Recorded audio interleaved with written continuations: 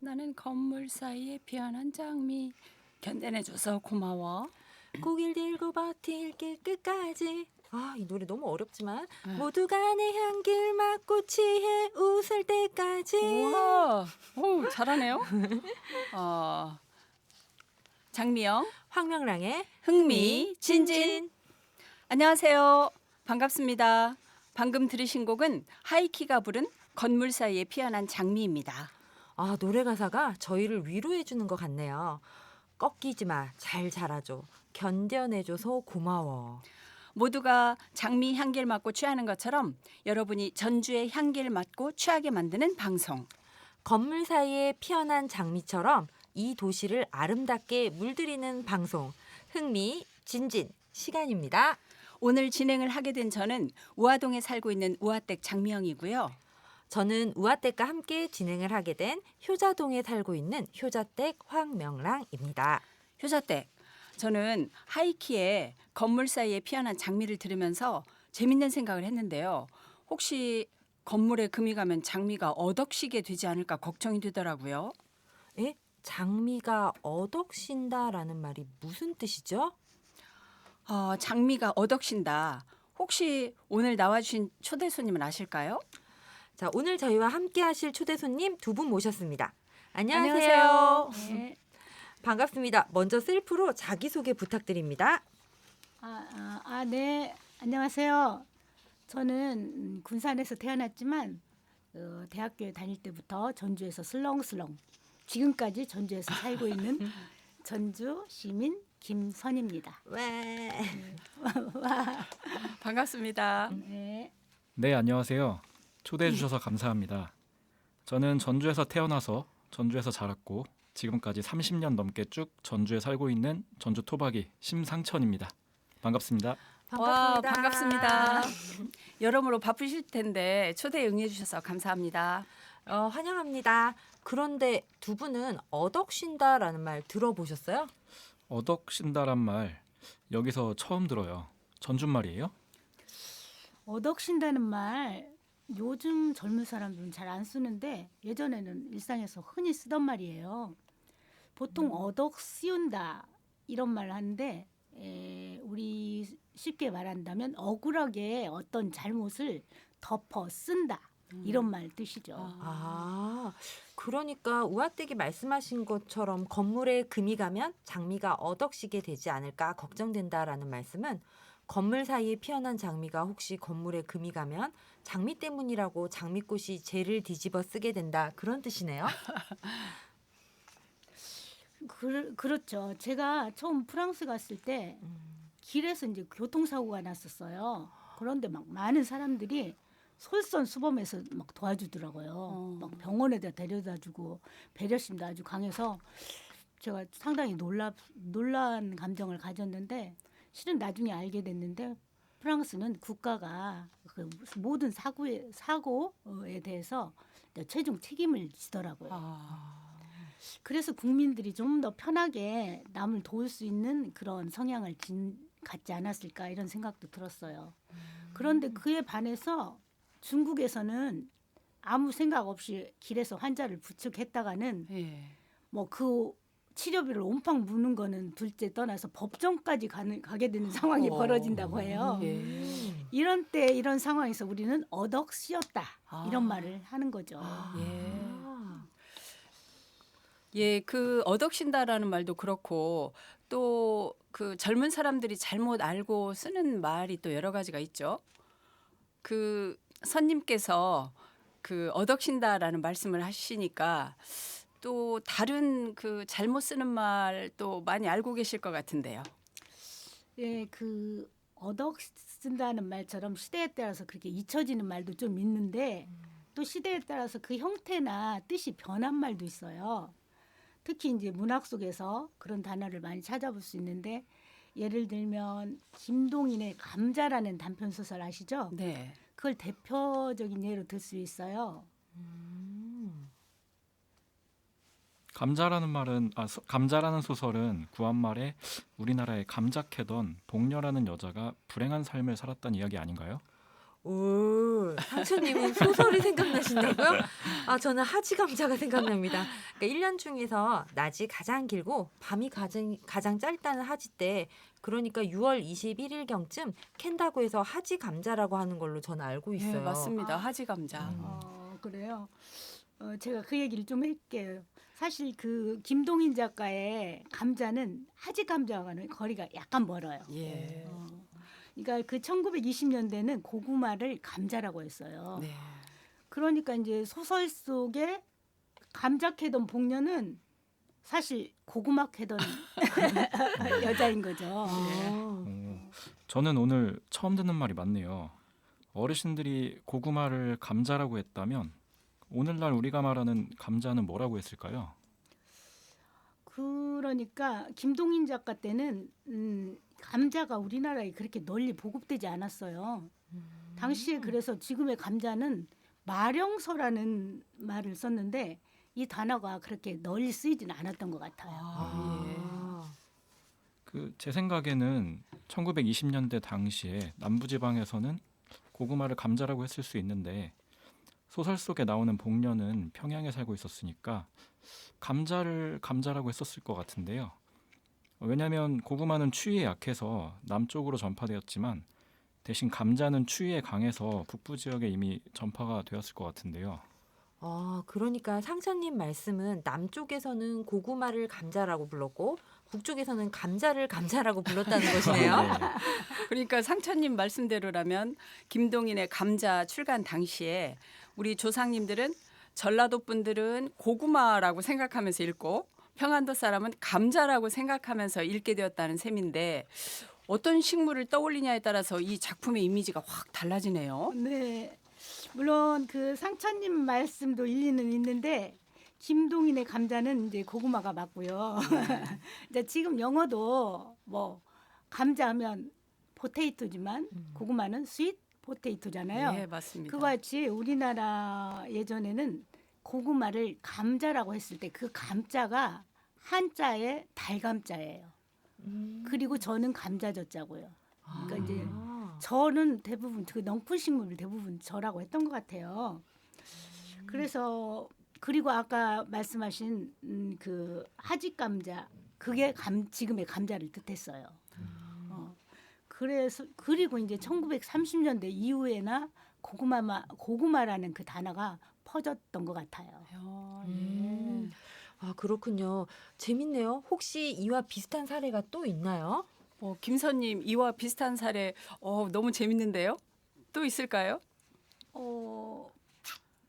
아마 너무 유명해서 다들 아시는 작품일 텐데요. 김유정의 소설 동백꽃도 이와 비슷한 사례죠. 이 작품은 1936년 이 작품도 일제 강점기 때 나온 거예요. 그 빨간색 동백꽃 말씀이신가요? 그런데 그 소설 속에서는 노란 동백꽃으로 나오잖아요. 동백꽃이 빨간색도 있고 노란색도 있는 모양이에요. 그렇게들 많이 생각하세요. 하지만 그게 아니고 이 소설의 배경이 강원도예요. 네. 그래서 강원도에서는 이 생강나무를 동백꽃이라고 불렀다고 해요. 근데 생강나무는 그 생강 냄새가 있었고요. 그래서 생강나무라고 했는데 그 나무 생김새와 그 꽃이 노란 그런 것이 실은 산수유와 비슷해서 요즘 산수유하고 많이 그 헷갈려 하시죠. 그러니까 전라도에서 산수유라고 말하는 꽃도 노랗고요. 또 생강나무라고 말하는 것도 노랗잖아요. 그러니까 동백꽃이라는 이 김유정 소설가의 작품에서는 동백꽃이 그 노랗다고 표현되어 있어요.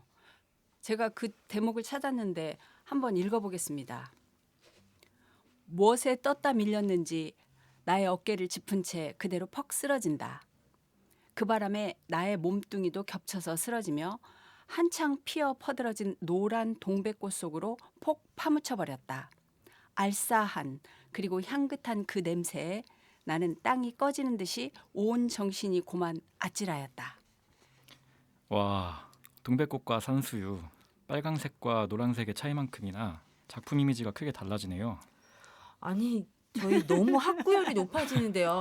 이렇게 공부하는 프로그램이 아닌 걸로 알고 있는데 예능인데요? 몹시 좀 부담스럽네요. 네. 자, 그러면 이 열기를 좀 식혀야겠습니다. 여기서 노래 한 곡 듣고 가겠습니다. 버즈의 가시입니다.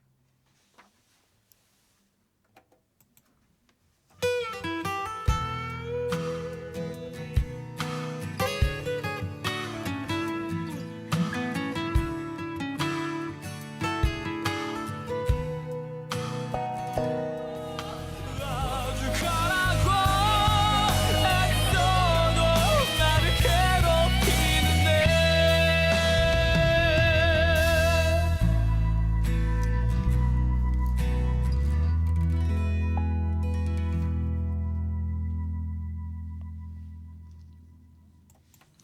아, 이 가시라는 곡 가사가 애절하네요.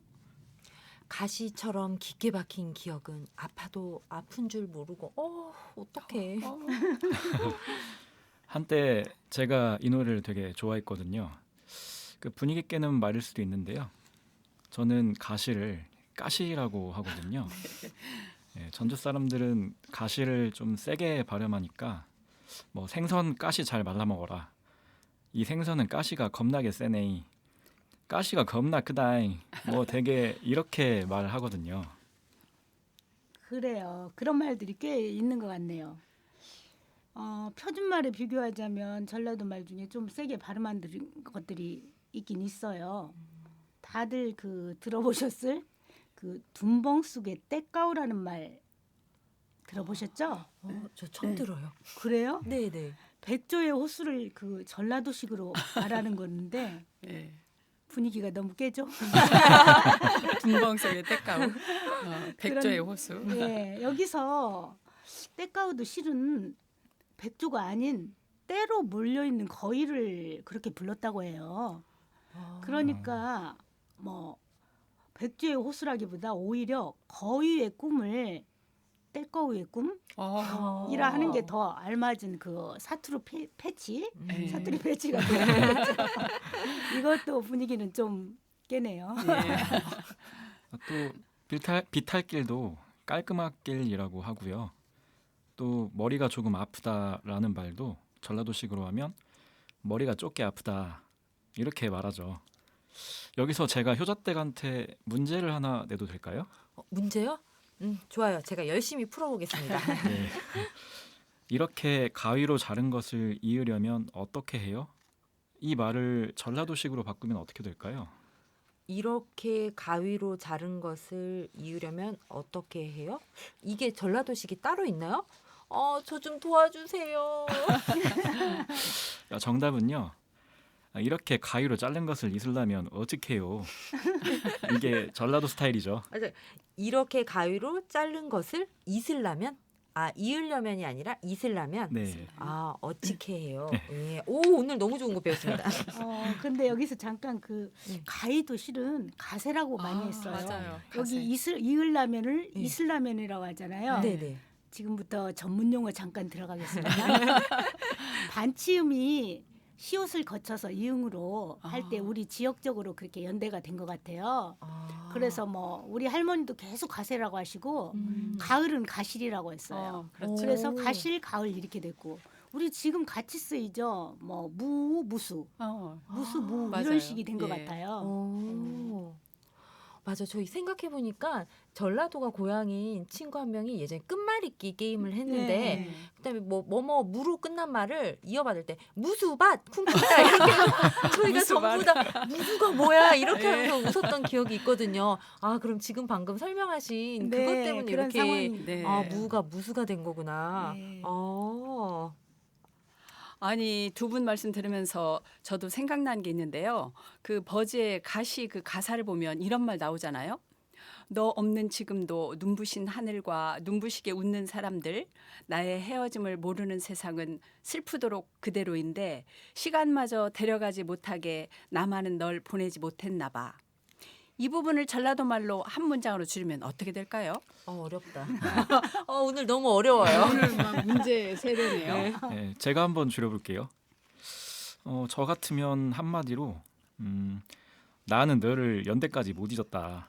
이렇게 줄일 수 있어요. 예. 삼촌님, 아니 지금 이 막 감성에 젖은 이 멋진 노래를 그렇게 만드시다니 아련한 분위기가 싹 사라져 버리네요. 아 진짜 민경훈님한테 죄송하다는 생각이 드네요.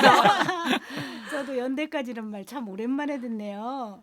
표준어로 하면 또 그 어감이 달라질 텐데 표준은 나는 너를 아직까지 지금토록 어. 막 못 잊었다 이런 어떤 강력한 느낌을 아, 주는 것 같아요. 이 말 아니, 자체에. 예. 이건 좀 그렇죠. 상관없는 얘기인데 연대까지면 고대까지도 있나요? 아, 그 연대까지란 말 저도 많이 쓰는데요. 제가 이러거든요. 얘들아, 아니 지금 몇 시인데 연대까지 자고 있냐? 뭐 이렇게 쓰고요. 또 니네들 연대까지 커피숍에 있었냐? 뭐 이렇게도 쓰고요. 또는 뭐 하다가 연대까지 점심도 못 먹었냐? 또 니네들 연대까지 여기서 뭐 하냐? 이런 말 저 많이 써요. 뭐 여기서 뭐하냐를 더 전라도식으로 말하면 뭐더냐 이렇게 말하죠. 뭐 너희들 연대까지 밥 안 먹고 여기서 뭐더냐. 뭐 말하고 보니까 좀 투박하지만 또 구수하네요. 네. 아니 근데 연대까지 얘기만 했는데 음. 노래는 언제 듣는다냐? 아, 여기서 노래 한 곡 듣고 가겠습니다. 페퍼톤즈의 긴 여행의 끝입니다.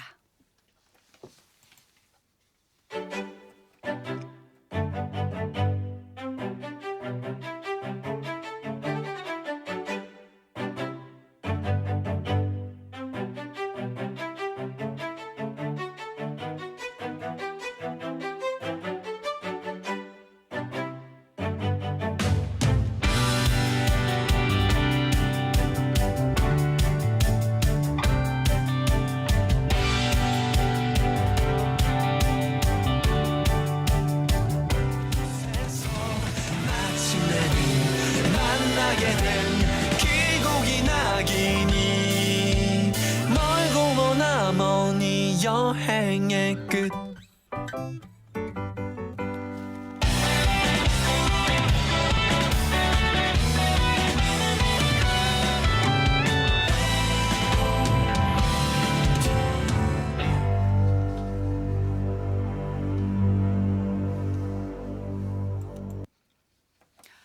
네, 페퍼톤즈의 긴 여행의 끝 들으셨습니다. 안녕이라는 그 어색한 인사를 말하지 않기를 변치 않았기를 뚜렷해져가는 참 그리운 너의 웃음. 저는 이 가사가 참 좋아요. 아, 저는 저희 이 지역에 살고 있는 외국인들이 지역어 쓰는 것을 들으면 웃음이 나는데요. 서툰 한국어에 지역어까지 서투니까 더 어색해서 재미있게 느껴지더라고요. 예, 그 김선님께서는 그 한국어를 외국인들한테 가르치고 돌아오셨다던데 맞죠? 네, 제가 몇 년 전에 프랑스 파리 7대학 한국어 문학과에서 그 한국어를 가르쳤었습니다. 프랑스 파리요? 낭만의 도시. 제가 좀 프랑스어를 또 좀 합니다. 봉주 막 이런 네. 것들 하고요. 사실은 그 오샹젤리제 이 노래를 샹송이잖아요. 네. 근데 제가 이거 노래 가사를 불어로 쓰지도 못하고 한국어로 가사를 받아 적어서 네. 연습을 하곤 했거든요. 네. 근데 이게 조금 다른 얘기일 수도 있는데 저희 할아버지가 이제 막 공부 열심히 하는 손자 손녀한테 용돈을 많이 주셨어요. 대학생일 때 그걸 한국어로 받아 적은 다음에 외웠었는데 할아버지가 뭐 또 다른 거 요즘에 공부한 게 있냐 그래서 제가 요즘 프랑스어를 그렇게 열심히 공부합니다 이러면서 그 노래 가사를 시처럼 외워서 프랑스 시를 외운다고 해서 이렇게 해서 준 발라데 슬라브네 알랭코네 자벨 정비드 디봉주 아넨포트기 뭐 이러니까 와. 노래 가사를 한국어로 쓴 거라 정확한 발음도 아닌데 다들 프랑스어를 못하니까 얘 공부 열심히 한다고 그래서 할아버지한테 용돈을 받았던 기억. 제가 그래서 프랑스를 좋아합니다. 아, 좀 하시네요. 콧소리가 나는 거 보니까 예. 좀 하시네요. 무할라. 아, 저도 고등학교 때 프랑스어 조금 배웠는데 네. 아 이제 다 잊어버려가지고요. 네. 부아시 부알라 뭐 엉드 오. 트라 이 정도만 생각나네요. 네. 제가 지금 완전 번데기 앞에서 주름 잡은 것 같은 기분인데요. 예, 그 프랑스에 살고 계시는 한국 교포 자녀들한테 한국어 가르치셨나요? 아니요. 우리나라 교포 아니고요. 순수 프랑스 국적 학생들이에요. 아, 그래요? 네. 최근 그 우리 문화를 세계 사람들이 이제 좋아하다 보니까 한국어에 대한 수요가 늘고 이제 그리고 한국을 공부하고 연구하고 싶어하는 사람들이 많아졌어요. 그래서 이제 프랑스 국립대학에 이게 한국어과가 신설된 거죠. 저도 그 뉴스로 듣거나 네. 또 말씀 많이 들었는데 뭐가 그렇게 좋을까요? 글쎄 많은 학생들이 한국 문화에 관심을 갖고 한국어와 한글을 사랑하고 있어요. 어떻게 그래서 제가 이걸 어떻게 나에게 한번 접목시켜 볼까 생각을 해봤더니 제가 예전에 이제 샹송이나 혹은 프랑스어를 좀 들으면 어떤 그 순수한 어떤 감미로운 그 감흥을 느꼈거든요. 네. 맞아요. 근데 이들이 우리 한국어를 들으면서 이런 감흥을 느끼고 있지 않은가 이런 생각이 들고요. 그다음에 우리 한글이 그렇게 그 상형 문자 같이 아름답대요. 그래갖고 써놓고 이렇게 있어요. 한글 자체가 한글 자체가 그림 같다고 해요. 아. 우리는 그냥 모르고 막 쓰고 막 갈겨 썼는데 그래서 저희가 이것도 제가 어떤 느낌일까 할 때 제가 옛날 이집트의 그 아라베스크 이런 걸 봤을 때 어떤 느끼는 신비함이나 이상한 예. 그런 느낌을 이들이 느끼지 않나. 그런 그런- 이쪽 한국에 대해서 잘 모르는 것에 대한 그 신비함, 그 또는 이국적인 것을 좋아하는 그런 걸까요? 그 새로움일 것 같아요.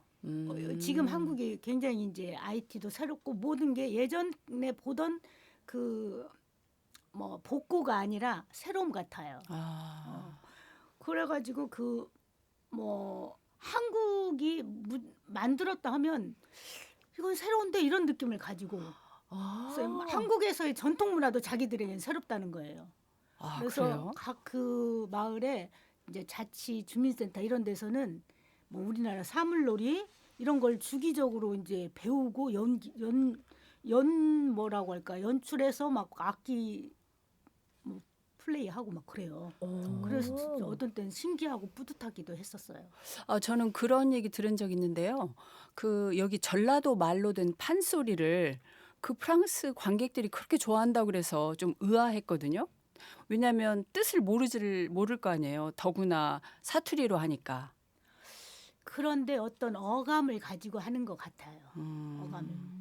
감정이 통하는 것이겠네요. 네, 좀 그런 느낌으로 보이고 물론 이제 한쪽에 이제 우리나라 판소리 할 때 한쪽에 그 번역 자막은 있어요. 예. 있는데도 아까 말씀드린 것 같이 우리 말 자체의 음절, 우리 말이 또 굉장히 콧소리가 들어가고 그런다는 거예요. 옛날 우리가 프랑스 얘기할 때 애들이 뭐 우유정이거든 우유정 이런다고 했는데 우유정. 그런 식으로 들리나 봐요. 어. 그래서 아무튼 이 때가 우리나라에게 열리지 않았나. 모든 사람이 이렇게 좋아하기란 이렇게 노력해서 되는 것은 아니라는 그런 느낌을 받았어요.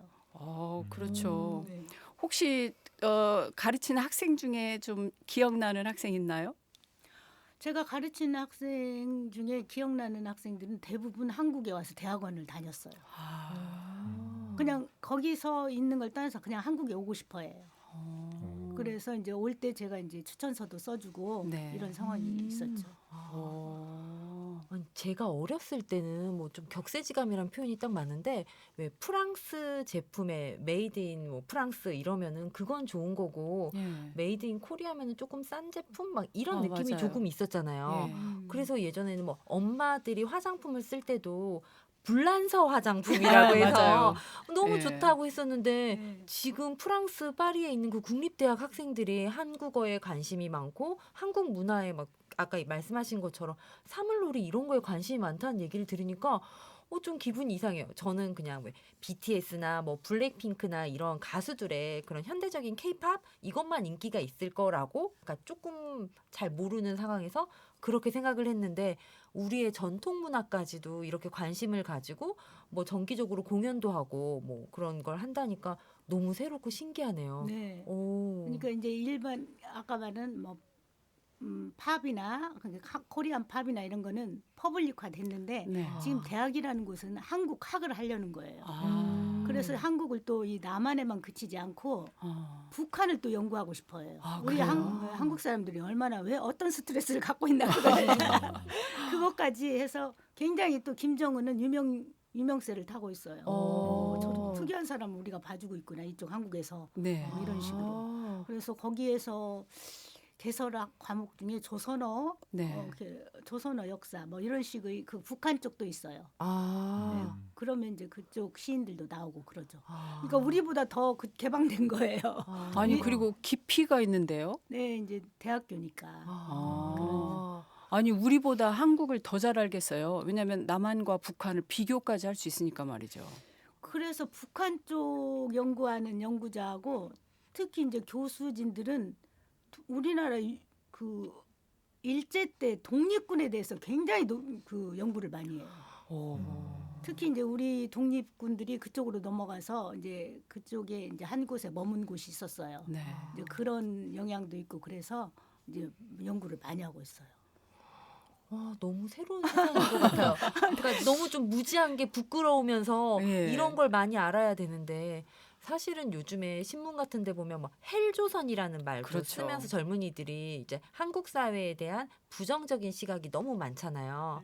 근데 이제 그런 것들보다 오히려 바깥에서 바라볼 때는 이제 아름다운 문화, 뭐 역사 이런 것들에 대해서 다른 사람들은 관심을 가지고 이렇게 공부를 하고 있다는 거예요. 우리도 조금 다시 한번 생각해 볼 필요도 있을 것 같고 또 저는 좀 궁금한 게 저희가 뭐 프랑스어나 영어나 이런 거 처음 배울 때 발음 같은 거 배우잖아요. 네. 근데 프랑스어 발음 뭐 오후와 막 이런 식으로 아까 오정 이런 네. 것처럼 네. 하는데 학생들이 처음에 발음 같은 거나 이런 걸 배울 때는 좀 어려워하거나 뭐 낯설어 하진 않나요? 아니 어차피 이제 언어를 배우러 왔고 그렇기 네. 때문에 배워야 하는 상황이고 이제 그들의 좋음점과 우리들의 좋음점이 어디가 다른가 아. 그렇게 해서 이제 그 부분을 막 계속 연습하고 그러죠. 오. 이제 우리 아이만 해도 거기 프랑스에 사니까 옹알이를 에흐 알로 하더라고요. 아, 그렇죠. 이래요. 그래서 이게 뭐예요? 프랑스 사람한테 물어봤더니 옹알이라는 거예요. 오. 그래서 얘네가 그렇게 하니까 이게 나오는구나 이런 생각을 했어요. 그러니까 이제 그런 거 같이 그쪽은 또 우리 발음에 없는 그런 게 있고 우리는 그쪽 발음에 없는 게 있었고 그 부분을 막 노력하고 연습하고 그래요. 언어는 똑같죠 뭐. 아니 그러니까 특히나 거기는 저도 옛날에 그 프랑스어 배울 때 보면 이렇게 목을 긁어라 아니면 뭐 코로 뭐 그 공기를 빼라 뭐 네. 이런 얘기를 들었는데 그런 발음을 하다가 한국어 발음을 한다는 게 그 쉬운 건 아닐 것 같아요. 그걸 막아야 되잖아요. 그렇죠. 이제 유럽하고 조금 언어 거리라고 하죠. 언어 거리는 우리하고 멀어요. 그러니까 일본인이 한국어를 배우기는 거리가 짧으니까 비교적 6개월이면 어느 정도 마스터가 되는데 네. 이제 그 유럽인들 우리 거 배우려면 이제 1년 이상 되는 이런 비근한 예를 들 수 있는데 그래도 잘하는 사람 굉장히 많아요. 그렇죠. 그 네. 방송에 나오는 프랑스 사람들 뭐 보면 이다도 씨 예, 이런 사람도 있고. 굉장히 잘하잖아요. 네. 그리고 끝에 이제 프랑스 말인지 한국 말인지 울랄라 뭐 이렇게도 붙이고요. 그 사람들 놀라는 거는 그냥 울랄라 울랄라 막 그래요 막. 감탄사구나. 감탄사예요. 그러니까 어머나 이거예요? 네, 울랄라. 아, 오, 너무 자연스럽게 나오시는데요? 오, 그렇구나. 예. 아니 저는 그 사투리를 배우는 것도 이제 보면은 방송에서 사투리로 이제 개그 프로그램들 만드는 것들도 있잖아요. 그래서 한국 사람이 한국의 사투리를 배우는 프로그램도 있고 저도 이제 막 장기자랑 같은 거 하면은 뭐 고조네레 련변 사람입니다. 막 이러면서 이런 걸 장기자랑하면서 했었는데 전혀 다른 나라에서 그러니까 정말 말씀하신 것처럼 언어 거리가 먼 곳에서 예. 네, 중국이나 일본 뭐 가까운 동남아 쪽에서는 한국어를 많이 배우는 걸 네. 알았는데 그러니까 그런 곳 너무 먼 곳에서 새로운 한국어를 배운다니까 그것도 너무 신기하고 그렇습니다. 아무튼 너무 오늘 신기한 게 여러 가지인 것 같아요. 아니 제가 이제 요즘 외국 가보면요 영어 한 다음에 자국어 한 다음에 한국어로 해요.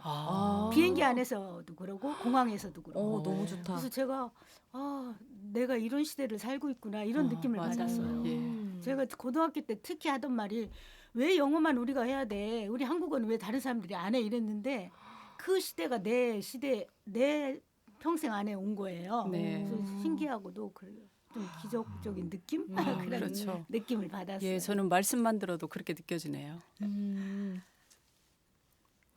그러니까 저도 유럽인들이 한국 음악이나 드라마 또는 뭐 여러 가지 그 문화들을 좋아한다는 얘기를 예능이나 뉴스를 통해서만 이렇게 들어봤는데 직접 이렇게 한국어를 가르치신 분을 눈앞에서 뵈니까 굉장히 한류 열풍 또 이 한국의 위대함이 또 실감이 나는 것 같습니다. 예. 진짜 정말 한류 열풍의 중심에서 한류를 전파하고 오신 분을 여기서 만나는 게 정말 영광입니다. 영광입니다. 네, 여기서 잠시 한류 열풍을 뒤로하고 노래 한 곡 듣고 가겠습니다. 방탄소년단의 봄날입니다.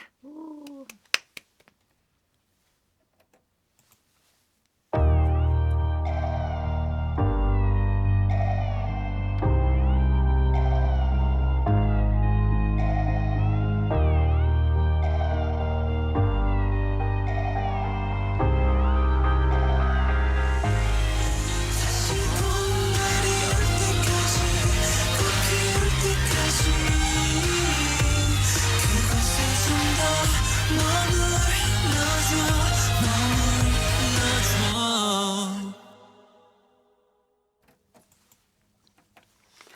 와, 방탄소년단. 예, 봄날을 들으니까 생각이 나는데요. 아까 김선님 말씀처럼 저도 영어권 출신 영어 원어민 선생님들이 그 자신의 모국어 그 영어 가르치는 모습 보면서 진짜 부러워했어요. 우리나라는 언제 저렇게 될까? 뭐 다른 나라 사람들이 우리말 그 한국어를 배우려고나 할까? 예, 그런 생각을 했던 때가 엊그제 같은데 이 그 많은 외국인들이 한국어를 배우는 시대에 제가 살고 있다뇨. 더군다나 우리가 그 우리보다 더 잘 산다고 생각하는 그 선진국 사람들이 한국말을 배우고 있고 또 배우려고 한다니 감격스러워요. 우리한테도 봄이 온 걸까요? 아니면 아직 덜 온 걸까요? 저도 제 모국어인 한국어를 외국인한테 가르치는 시대에 살고 있다는 것이 정말 뿌듯하다는 생각이 듭니다. 특히나 오늘 얘기 중에 나온 뭐 일제 강점기 시대와 비교한다면 정말 너무나도 놀라운 발전이 아닐까 싶어요. 예, 맞습니다. 그리고 저보다 조금 더 앞선 세대나 저희가 중고등학교 때 일본 문화에 대해서 굉장히 막 이제 엑스제팬이나 이런 것처럼 해서 일본 문화를 받아들이냐 받아들이지 말자 뭐 이런 이야기도 많이 있어갖고 그렇죠. 그런데 이제 그런 일본도 가까운 일본부터 시작해서 이제 멀리 있는 프랑스나 이런 유럽까지도 한국 문화와 한국어를 많이 배운다니까 진짜 요즘은 정말 봄날인 것 같습니다. 네. 봄날. 봄날 맞습니다. 그리고 제가 이것과 관련돼서 갑자기 생각난 이야기인데 한 가지 네. 해도 될까요? 이게 뭔데요? 네. 베트남에 여행을 갔는데 네. 택시를 탔거든요. 네. 근데 택시 기사 아저씨가 뭐 이렇게 바캉스? 한국? 이렇게 얘기하는 거여서 한국은 한국 같은데 한국? 이렇게 했더니 바캉스 그래서 저한테 너 바캉스 왔니? 여행 왔니? 이런 줄 알고 바캉스 그래서 여기도 프랑스 문화권 영향이라 바캉스라고 하나?라는 생각이 네. 들었는데 그 베트남의 축구 대표팀 감독이 박항서 아. 감독님이셨잖아요. 한국 사람. 박항서 그 발음 감독. 이름을 박항스 네. 한 거예요. 아, 예. 근데 그런 일이 있고 그다음에 얼마 후에 제가 공항에서 우연히 그 박항서 감독님을 만나서 사진을 같이 찍게 됐거든요. 네. 완전 어, 행운이네요. 와. 네, 진짜 하노이 공항에서 만나서 같이 사진을 찍었는데 그 다음에 이제 베트남 사람들을 만났을 때 제가 사실은 내 삼촌이야 이러면서 거짓말로 이런. 박항서 감독님하고 찍은 사진을 보여주니까 사람들이 다 눈이 이렇게 커지더니 와. 저한테 막 사진 좀 보여달라 그러고 친하게 지내자 막 이렇게 하시더라고요. 와. 그러니까 생각해 보니까 이것도 언어나 문화가 아니라 이제 박항서 감독님의 뭐 축구 실력이나 지도 실력이지만 같은 한국인으로서 이제 한국의 문화나 이런 것에 사람들이 관심을 가지게 되잖아요. 네. 이런 부분에서도 또 하나의 새로운 한류가 아니었나라는 아, 생각이 예. 잠깐 들면서 한류죠. 네, 이 이야기를 해야겠다라는 생각이 노래를 들으면 생각나요. 아니 박항스, 예, 박항서 감독님 앞으로 박항서라고 해야겠는데요. 예. 저는 아까 그 저한테 물어주셨잖아요. 학생 중에 또 기억에 남는 학생이 네. 있냐고요. 네. 저는 사실 이 학생 이름이 이도 이렇게 써 있더라고요. 이도 예. 외자로. 네, 그 네. 한국 이름을 이도라고 했어요. 오. 그래서 어떻게 너 이도라고 했냐? 그랬더니 그게 세종대왕 이름이었어요. 아 그렇죠. 오. 예. 저는 세종대왕 이름 그때 처음 알았거든요. 저도 그래서 지금 알았어요. 예, 이 사람들이 이렇게 역사 연구하고 세상에. 세종대왕 이름 뒤에 감춰진 아명까지 이렇게 쓰고 있구나. 그래서 굉장히 놀랐던 적이 한 번 또 생각나네요. 저는 또 되게 수준 낮게 2도에서 1도, 2도, 3도 이렇게 가려고 했네요. 저는 또 중학교 때 유럽에 여러 나라를 여행한 적이 있었는데요. 그때 안내문에 뭐 영어나 불어, 그다음 중국어, 일본어까지는 있었거든요. 네. 또 이제 프랑스 루브르 박물관 갔었을 때는 그 번역기가 있어가지고 작품을 해설해주는 그런 장치가 있었는데 예. 그때도 일본어, 중국어까지는 있는데 한국어는 좀 없어서 약간 서운했었거든요. 그랬죠. 예, 그래서 그때만 해도 2000년대 초반이어서 그런지 좀 외국에서 한국어를 안 쓰는 것이 좀 당연하다고 생각했었는데 요새는 보니까 이제 여행을 가면 한국어로 된 메뉴판이라든지 안내문 같은 것들도 쉽게 볼 수 있고 그다음에 이제 제가 한국말로 먼저 이제 인사를 하지 않아도 한국인이냐고 먼저 물어본 다음에 예. 한국어를 먼저 이렇게 얘기를 해주는 경우도 쉽게 볼 수 있었거든요. 전에는 한국인이냐라기보다 일본인이세요? 예. 중국인이세요? 네. 맞아요. 네, 세 그래서 번째가 한국인이죠. 맞죠. 그 다음에 따라오는 거 있어요. 북한이에요, 남한. 어머, 맞아요. 맞아요. 이야, 한국이 언제 이렇게 됐죠? 와, 한국에 새 봄이 오고 있습니다. 추운 겨울 끝을 지나서 다시 봄이 오고 있습니다. 활짝 꽃피는 봄을 기다리면서 온 세상이 한국어를 말할 수 있게 되는 날이 오겠죠? 예, 그때까지 기다리면서 우리를 서로 믿으면서 세상 위로 날개를 펴서 날아올랐으면 좋겠습니다. 맞아요.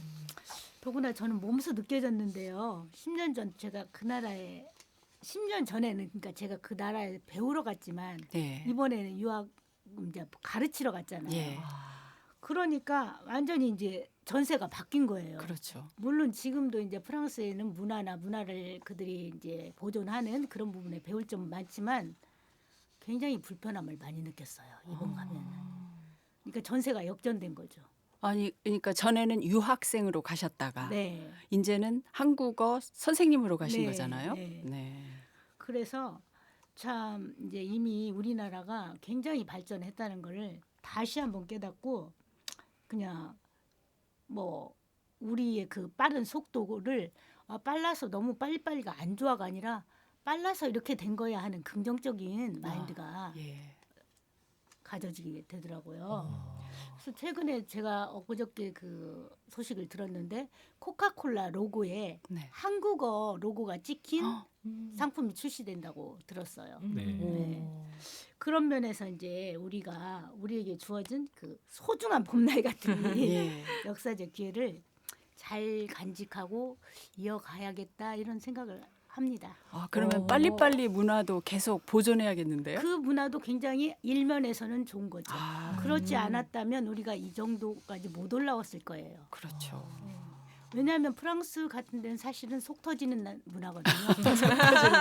제가 인터넷이 한번 고장 났다면 한 서너 군데를 거쳐가지고 고치게 되는데 그게 보통 일주일에서 2주일 걸립니다. 와, 진짜 속 터지겠어요. 우리나라는 모든 게 빠르잖아요. 네. 그러니까 그런 부분에서는 우리나라가 어느 나라나 못지않게 따라갈 수 있는 게 빨리빨리 문화 아닌가 이렇게 생각을 했어요. 그렇습니다. 정말 두 분 초대 손님 이야기를 듣느라 시간 가는 줄 몰랐네요. 재미난 이야기를 더 듣고 싶지만 아쉽게도 장미영 황명랑의 흥미진진을 마쳐야 할 시간입니다. 하실 얘기가 있으시면 두 분 다음에 또 나오시면 되고요. 언제든지 저희는 환영합니다. 지금까지 전주시 평생학습 라디오 플러스의 흥미진진이었습니다.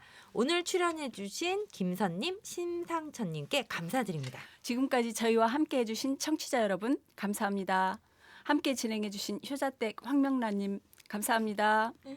예, 러브홀릭스의 버터플라이를 끝으로 오늘 방송을 여기서 접겠습니다. 지금까지 진행의 장미영, 황명랑이었습니다. 청취자 여러분 즐거운 새봄 맞이하시기 바랍니다. 안녕히 계십시오.